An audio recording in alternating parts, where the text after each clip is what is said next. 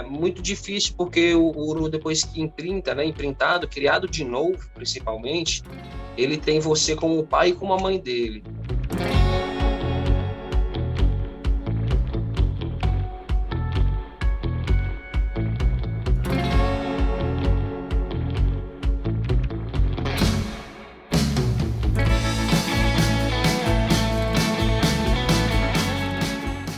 Eu ensinei ele a voar, mas assim, eu costumo dizer, o peixe nasce dentro d'água, ele já nasce nadando, né?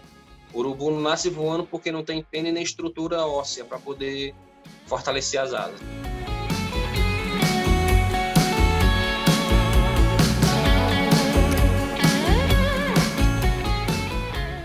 E enganar ele com alguma coisa, um pedacinho de carne, ele fica lá pelo quintal, na parte de trás da casa.